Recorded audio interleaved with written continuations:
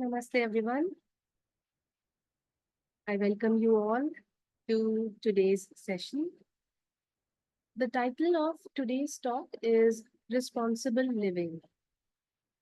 We have two very special guests with us today as the speakers, Mr. Ashwani Khurana and Ms. Diki Bhutia.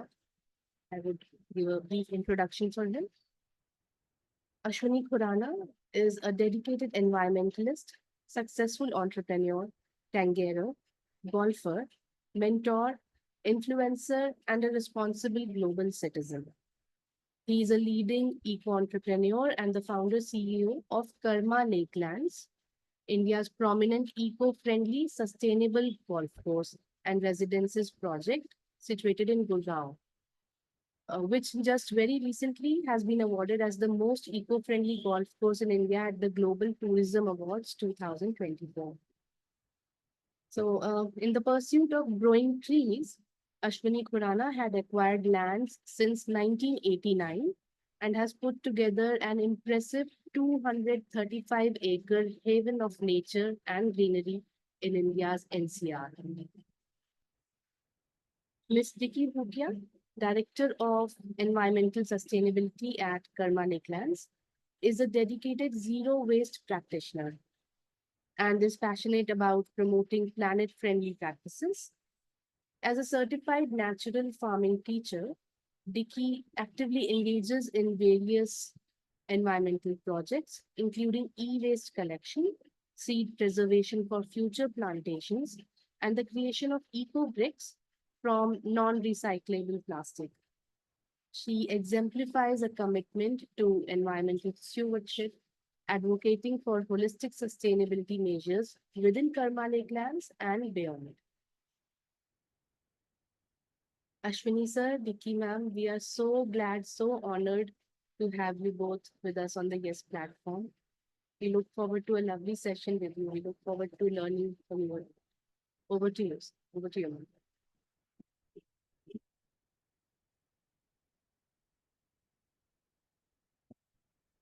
Sir, please unmute yourself.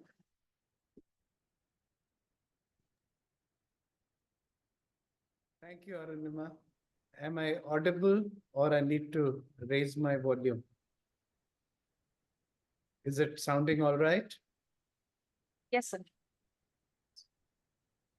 So, Diki and I are delighted to be on this platform today to talk about our life journey, about responsible and conscious living, and the creation of Karma Lakelands as a model, which we really sincerely feel can be replicable by other campuses, whether they are colleges, boarding schools, corporate setups.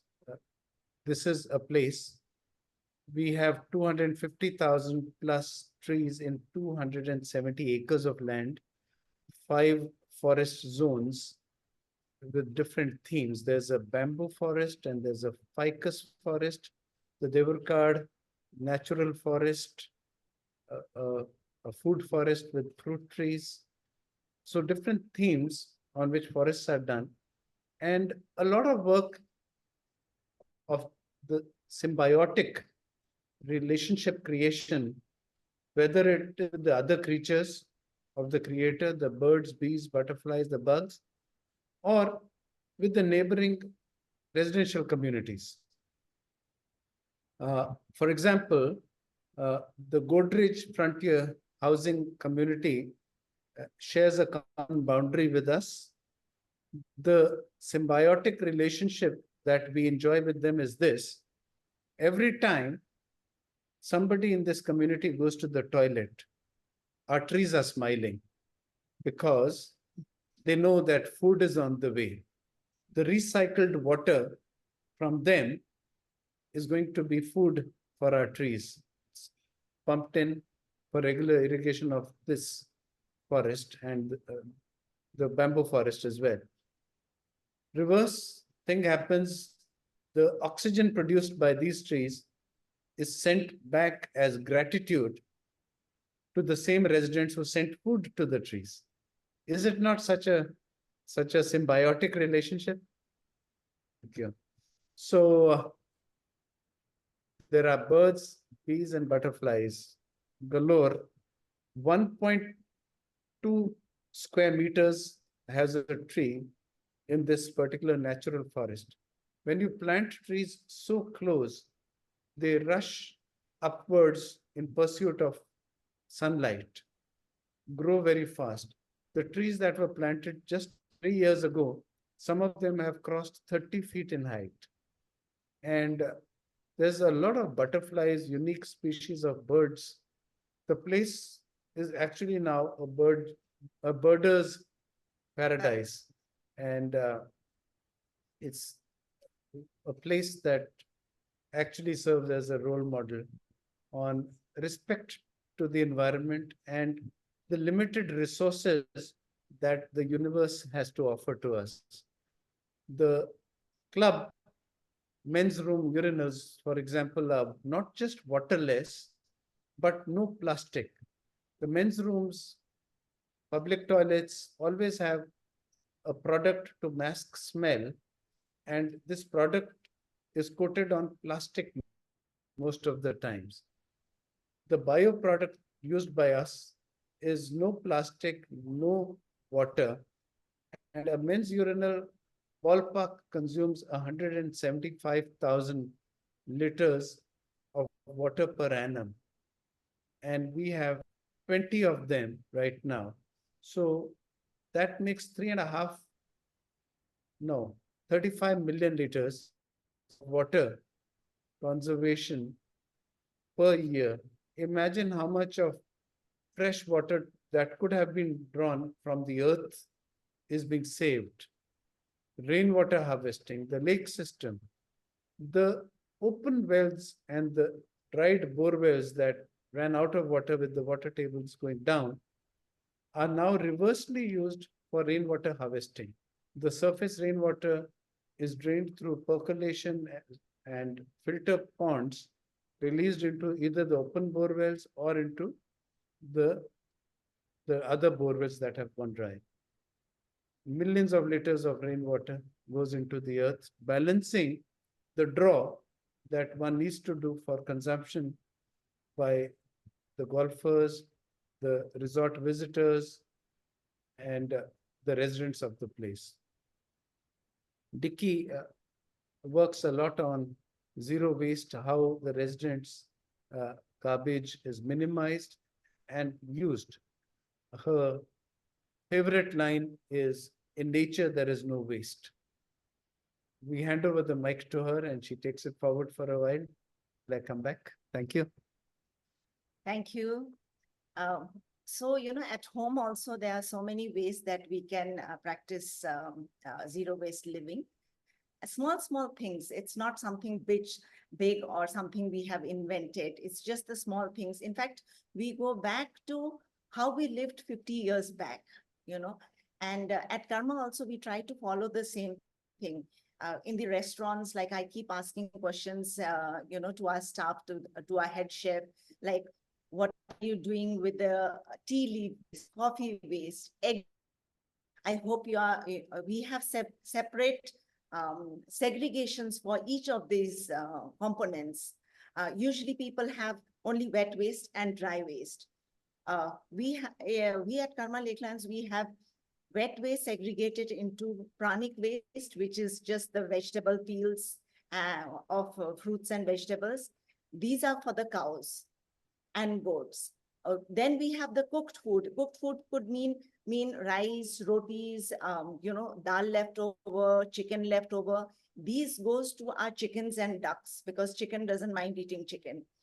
And apart from this, then we have a separate section where we have tea leaves, coffee powder, and eggshells, because these coffee powder and tea leaves are very good nutrient for the soil, and so is the eggshell. So we dry it, crush it, and use it in our garden.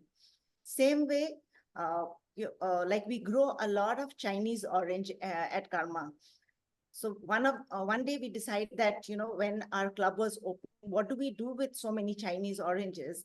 And we created a Karma signature drink. So instead of using lemon, like a fresh lime soda, we use this Chinese orange. We make our own honey. And the honey is made not just for honey, but the bees were kept for pollination. Okay, the byproduct is honey. So we use that honey and we use our own mint. We make a welcome drink, which we serve to all our guests. So when we take out the juice of these Chinese orange, the peel which is left over, that the cows don't eat because it is sour, right? So what we do is we make bioenzyme with that. So, if you look at it carefully, there are so many things we can do right from the kitchen. We don't have to go outside to do anything special. Like, in Karma, like 270 acres, we have a lot of trees. So anytime there is rain or we have a regular cutting and pruning, there's a lot of green waste generated. And the golf course, again, it's almost on 70 acres. So that golf course needs a lot of grass cutting and all that grass, if we had to manage it on our own without the help of farm animals, becomes a very, very big challenge. It becomes very difficult because the green grass, they have so much of water content. So they start rotting and then they stink. They don't become compost, they just become such a nuisance. But when we feed that to the farm animals, the problem is solved instantly. What was waste was food for somebody. We just happen to put them in the right place at the right time. So this way, there are a lot of things that we do at Karma, which is nothing new, which is age-old wisdom, but somehow, with the coming modern days, people have forgotten all these things. We are just bringing it back to practice. Yeah, would you like to add something? Yes, responsible practices. The whole resort, as she said, 270 acres, couple of kilometers of roads, are all zero tolerance to litter, no honking, smoking happens only in designated spots, not even in the outdoors can person take out a cigarette and smoke and walk on the street. They have to look for a designated smoking space. And the staff that we hire, the question number one in the interview is, do you take pan masala, zarda, any kind of smoking? If the answer is yes, then the second question, what is your name? We don't get there because the interview is over.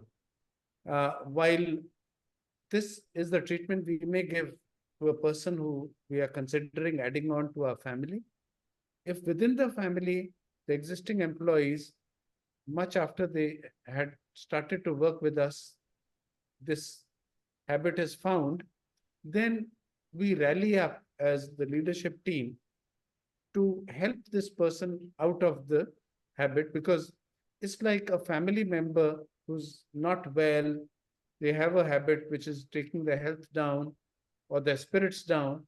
And how do we all rally up and support a family member out of it? So that person is not shown the door. But difficult to reform people.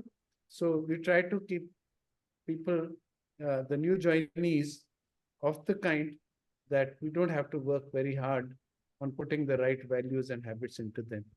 So this is a unique thing in this hardcore commercial world that we are creating.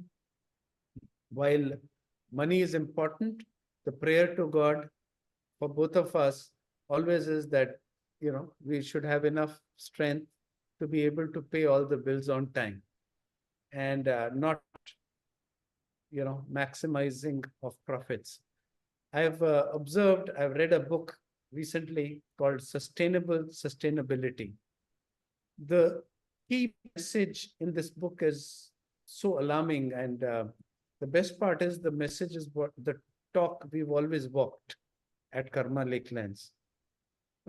It says there are two kinds of corporate cultures. One, which says the pursuit of profit is the topmost purpose. So profit pursuit comes at number one. Number two is looking after their people.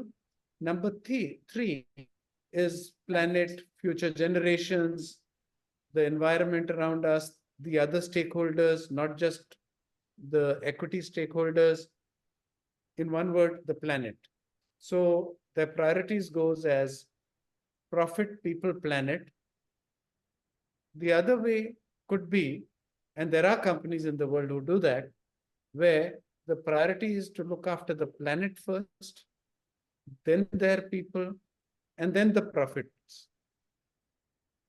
If you go back 100 years, there are innumerable examples of companies where profit was put at the top. They do not exist today. The directors, the owners, the decision makers went to jail, or the next generations could not run the show because there was no culture behind them, versus those where profit was the byproduct of a larger purpose, a greater karma. And these are companies that are on for 180 years, 100 years. Tata's is one such example where profit has always been their lowest priority. They've made the best profits. And highest profit pursuit companies were Enron. Boeing has been bashed badly for unethical practices. Then Volkswagen company was famous for the Dieselgate scandal. And so where you have profit as the main pursuit and not purpose, you don't make anything. And the other way around. We at Karma Lakelands, thankfully, have now got a validation after having a look at what sustainability book had to tell us. So for now, this is what it is. Diki, you got to say something. Yeah, like in the introduction, you said that we have, we have various campaigns, like during the summer season, we have seed to saplings. A lot of people say like, okay, I don't have a space. I live in an apartment, small apartment, so I can't do much. But there is a lot for everyone to do. It's just that people choose convenience and decide not to do things, So we say that everybody eats fruit, right? So if you are eating fruit, please save the seed of mango, jamun, imli, everything, whatever you feel that might sprout and grow. If you don't have the space to grow it yourself, you collect this and you dry it and give it to us. Many organizations like us, like People Baba, Give Me Trees Trust, and there are others also who are collecting these seeds and they are nurturing it in the nursery. And later on, we use these same saplings for plantation in the forest. So there's a lot you can do at home, even if you don't have space. Okay, dry waste is something you can collect. You can collect for weeks because it does not smell, it will not rot.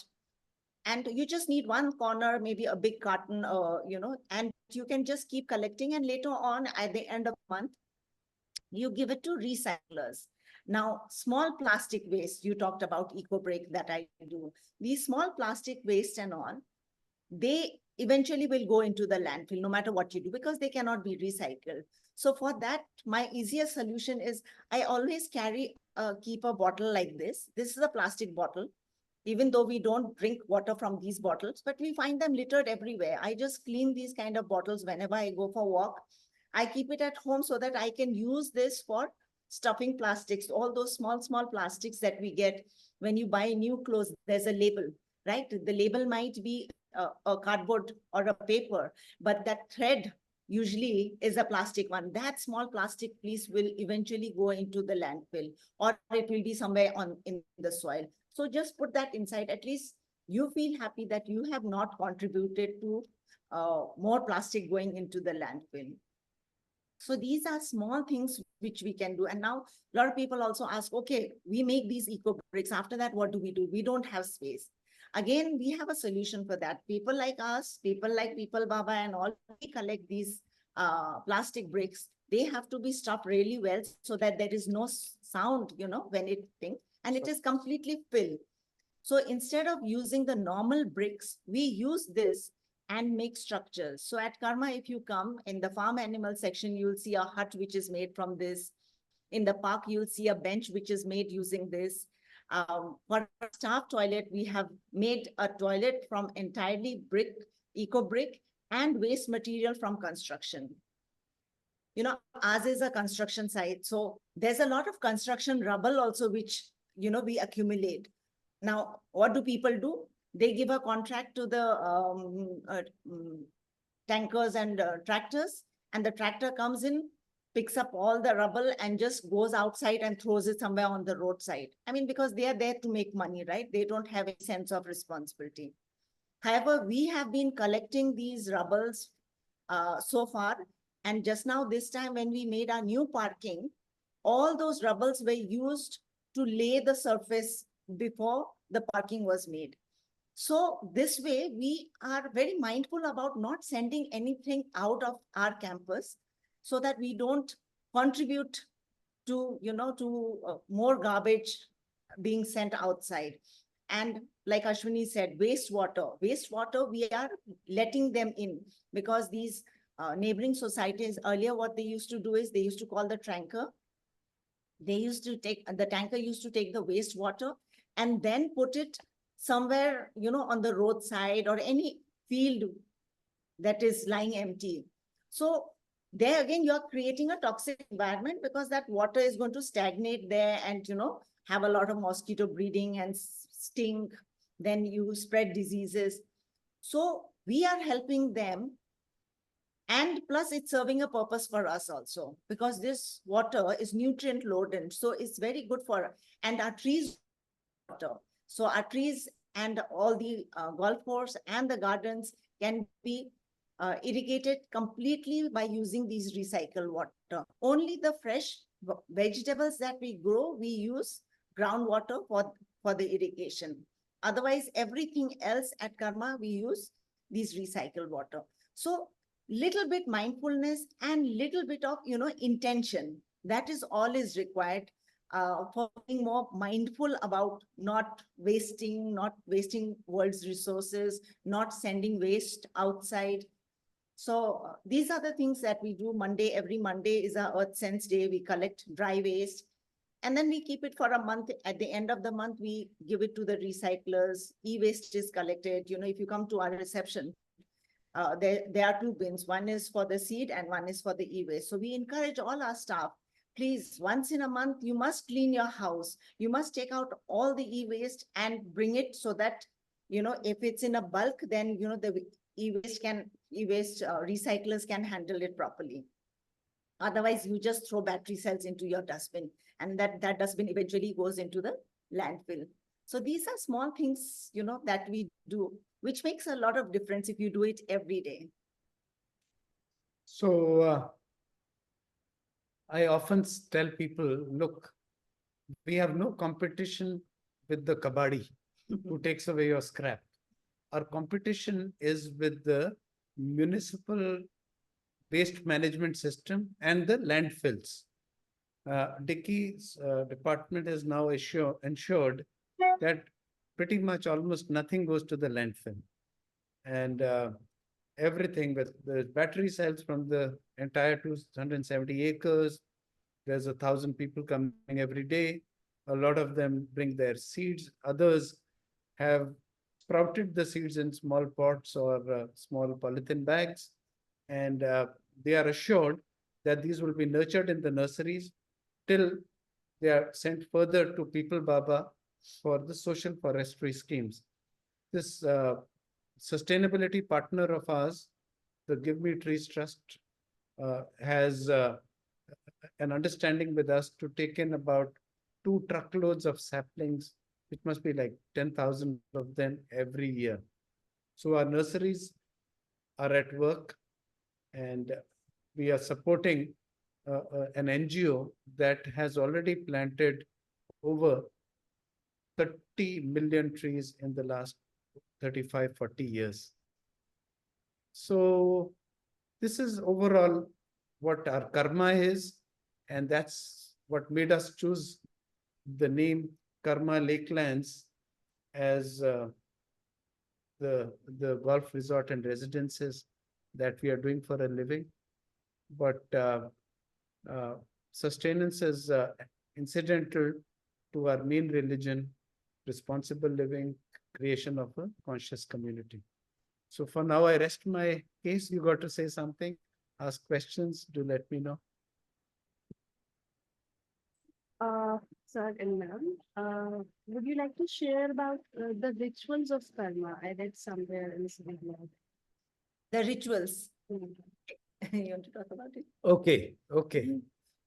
Yes, we've created some rituals that bring soul to this place and dilutes the heaviness that can happen in the environment when it is just commerce driven.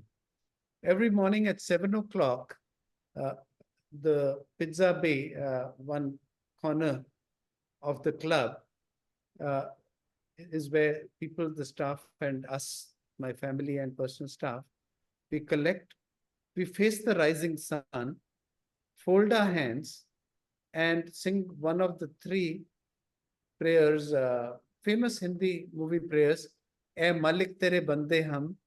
The other one's "Itni Shakti Hame Dena Data."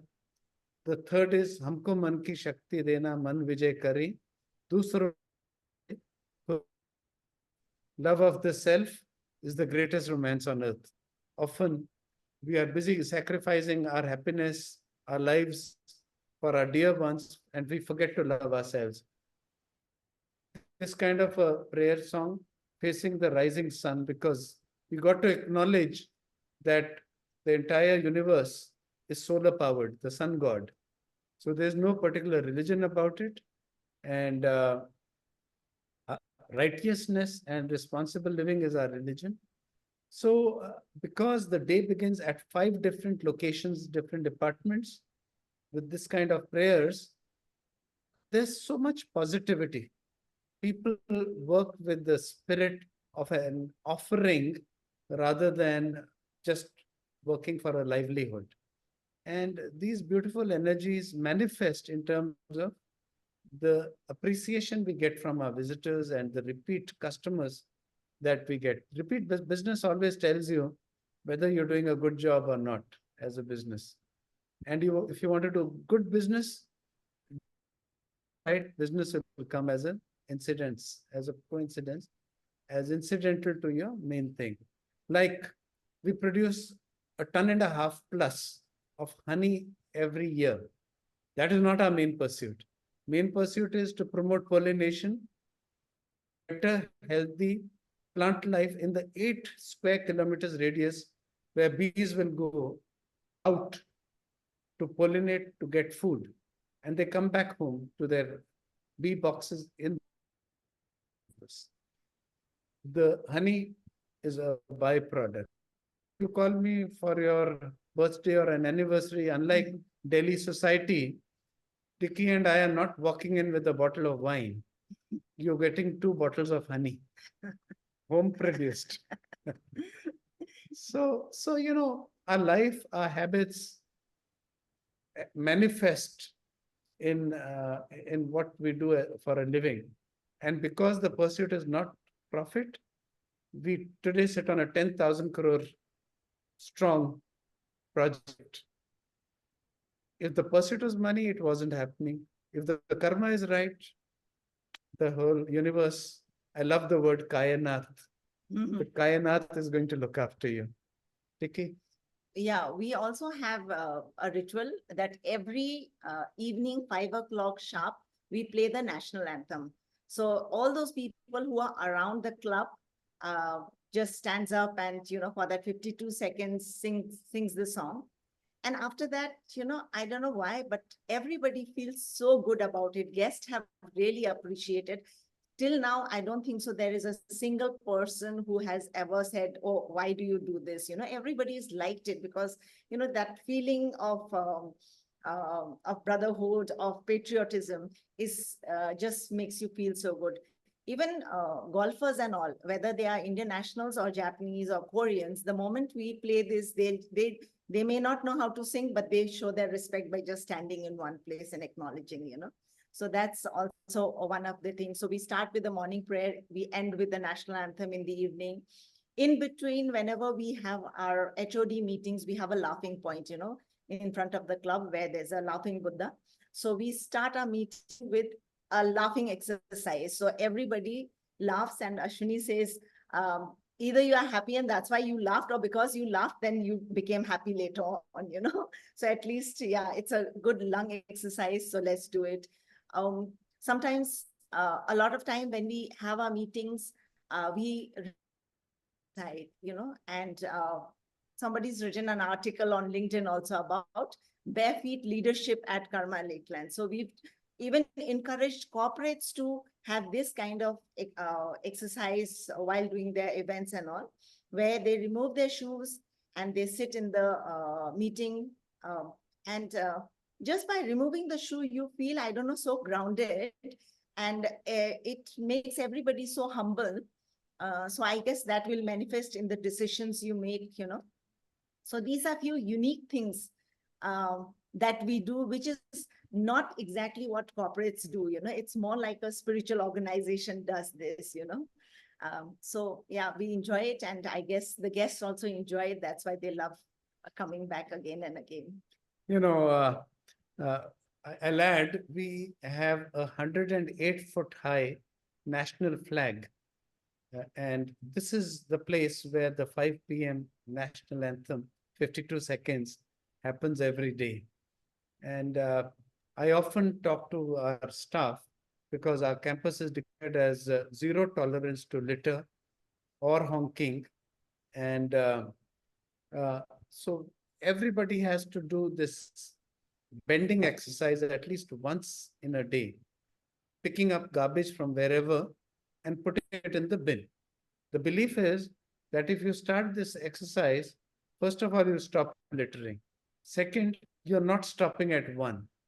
Three, if you are not littering, you're not going to tolerate others littering. And we tell people, look, we are not saying Swachh Karma Lakelands. We are saying Swachh Bharat. And then your entire area of influence, your family, your children, your neighbors' relatives, spread the message. No litter. Don't have ego. Bend down, pick up the litter. If you manage your ego, you'll be happier human beings. And so we are in the business of spreading happiness and good health practices, whether it is good health of your Mother Earth. If you love and respect Mother Earth, you're not going to litter her. You're going to energize her soil, because from that soil, you're going to grow food for yourself, for your children, and your grandchildren. Our granddaughter also is not exempted from this bending exercise of picking up litter at least once in a day. This 2.5-year-old also does it daily. Yes.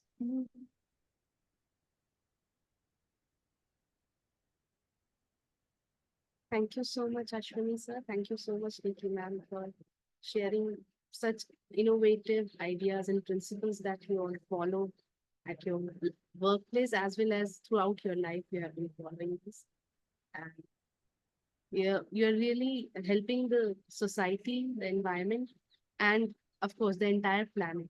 Thank you so much for your efforts. We'll check with the participants, the audience, if anyone wants to share something or ask something to me. Participants, please go ahead. You can use the chat box or simply unmute yourself and speak up.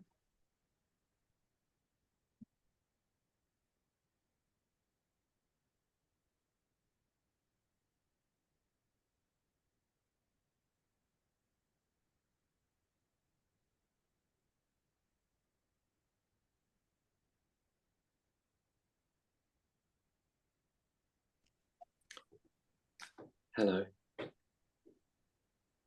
Greetings from the UK. I'm Neil.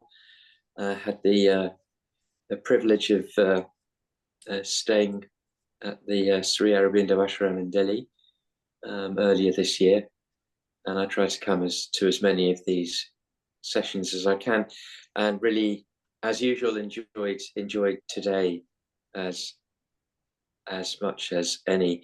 And I was really interested in what you were saying. I got involved in the UK a few years ago now in a land-based project which aims to live off the land and to try to adopt a very low carbon footprint and as zero a waste as possible. Although it is very difficult, absolutely having zero waste is really, really hard. And we were using compost toilets and so on and so forth. So I'm really resonating with what you've been describing, and would love to come and visit you one day when I'm next back in your wonderful country. But thank you so much for a really interesting and thought-provoking talk. Thank you. Thank you, Anil. Thank you. Thank you very much. Do visit us at Karma Lakelands, and I promise to take you around, familiarize you with our farm animals who are great composters, as we just shared. And so they earn their keep.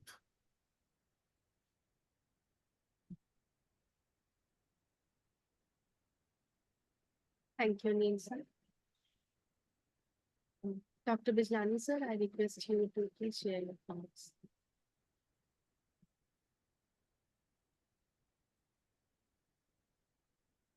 Thank you, Diki and Ashwani. Ashwani, you have sort of created history. You added a new feather to the yes cap. You are the first person amongst the speakers who have delivered yes talks who has already given a TED talk and then delivered a yes talk. Yeah. Sometimes, I often tell people that sometimes the dog wags the tail, sometimes the tail wags the dog. Karma Lakelands is a story of this kind. We started to buy land 1989 because we had a personal target to meet to grow 10,000 trees every year. And we were growing trees everywhere, roadsides, Tihar prison, neighboring schools, colleges, religious places of all kind. The number 10,000 a year was not happening. So we started to buy lands. And the only purpose was to grow trees. At some point, we realized the government wants to acquire the land for urbanization.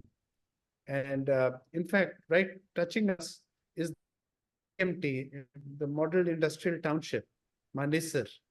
And the government started to move files to go towards forceful acquisition of the land. And in order to ward them off, we got a resort approval done and eventually implemented the resort thing. So normally in this business world, you have a business plan. Based on that plan, you have actions to take. And that's how it happens. We had no business plan. We did the actions of buying the land just to grow trees. And eventually business happened. So this is the dog wagging the tail, or you can also say the cart before the horse. Thank you, sir. Your praise. Please continue. I interrupted you. No, thank you. You made a very important point. Government buys land for urbanization, and business people buy it as an investment to grow their business and so on. But you bought the land just to grow trees. So in Sri Aurobindo's language, you are one of those barrier breakers of the world on whom all progress depends. Because if we continue to do what everybody is doing and what we have been doing for very long, things will not change. So you made a very important point through this so-called interruption. It was not really an interruption. Environmental protection is an area in which there's a lot of talk these days, and unfortunately, very little action. So you are one of those who have actually done something. And therefore, you are an example, sort of a model, a role model for many to follow. I was particularly sort of struck by many things. The title of your book, Sustainable Sustainability, because this is a doubt many people have. Can this type of sustainable living really last very long? Is it compatible with modern times? And so on and so forth. How long can we go on living like that? And also, another thing that struck me was the priority in the corporate sector. The priority that has stood the test of time is planet, then the people, and profit the last. These are the companies like yours, and over time we have realized that is the model that works. And these are the companies that have not only survived but also thrived, while many others, which profit first, perished. And you're not just survived. I may share, because public knowledge now, you have been the highest individual income tax payer of the country. So if we do what is right, the divine takes care of us so that we can do more of good work. And another thing that you shared was your 2.5-year-old granddaughter also bending to pick up litter. In fact, any good habits, it's never too early to learn. So the sooner we inculcate, the better. And although the 2.5-year-olds are going through terrible twos, generally they don't listen easily, but still, I think on the whole, they are still much easier to deal with if they get love and affection. They are much easier to deal with than the adults who have got conditioned to doing the wrong things. Absolutely. So it's all this conditioning, inertia, convenience that prevent people from taking action when it comes to environmental protection. And also this feeling, well, even if I do it, what difference will it make if nobody else is doing it? Absolutely. So I can't do much. But then we don't have to think of what others are doing. Let's make a beginning. Every beginning is worth it. And if everybody does that naturally, then things will change and things will happen. Today you talked about rituals. Now we hope we have one more session with you where you talk about, I mean, rather not talk about, show some visuals. Of course, anybody can see the beautiful visuals of the Karma Lakeland on your website, but it will be nice to have an illustrated talk from the creators of the Karma Lakeland. Absolutely. So that's what we would look forward to in one of the subsequent sessions.